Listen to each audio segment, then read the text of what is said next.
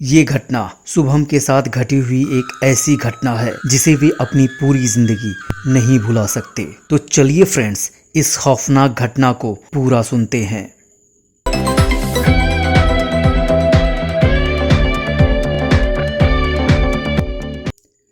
शुभम अपने पत्नी के साथ एक झील के पास अपना कैंप लगाए हुए थे। शुभम के कैंप के आसपास और भी 4-5 कैंप लगे हुए थे। रात का समय था। सभी कैंप के लोग एक दूसरे से बातें कर रहे थे और काफी एंजॉय कर रहे थे। लगभग 1 घंटे बाद कैंप के सभी लोगों को एक छोटी लड़की की चीखने की आवाज सुनाई देने लगी।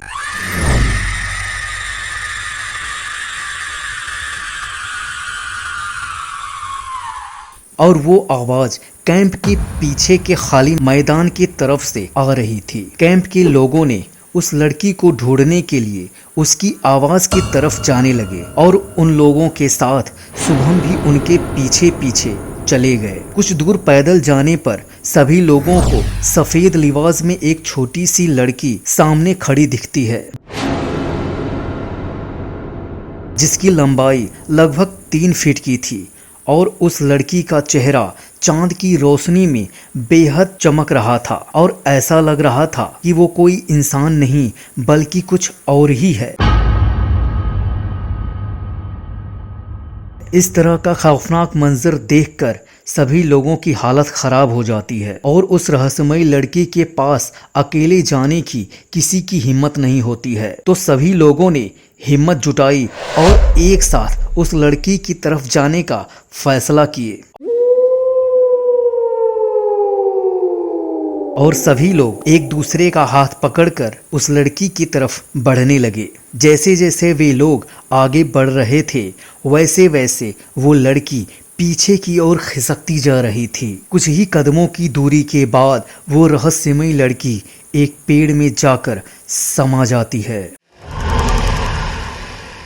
शुभम और उनके साथ गए हुए सभी लोग उस भयंकर दृश्य को देखकर काफी डर गए और वापस अपने अपने कैंप की तरफ रवाना हो गए। जब सभी लोग अपने अपने कैंप में सो रहे थे तभी लगभग रात के 1 बजे फिर से उसी लड़की की आवाज सभी के कानों में पड़नी शुरू हो गई।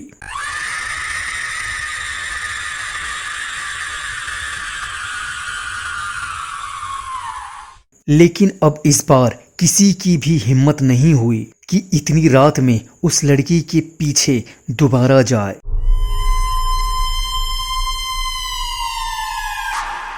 लेकिन हैरानी की बात तो ये थी कि उस लड़की की आवाज पूरी रात आती रही और कैंप के लोगों को सोने नहीं दी। इस रहस्यमयी घटना पर आपकी क्या राय है, कमेंट में ज़रूर बताइएगा।